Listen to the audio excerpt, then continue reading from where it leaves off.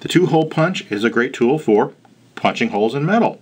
You can make a 2.3 millimeter hole or a 1.6 millimeter hole, and it's incredibly easy to use. Simply raise the screw, insert the metal that you want to punch your hole in, tighten the screw down, and drive it straight through your piece of metal. Unwind to release. And you've got a fantastic hole in your piece of metal with the 2-hole punch.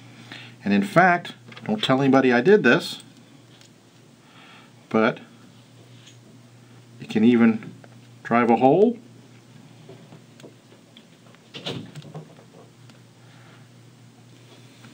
straight through a penny.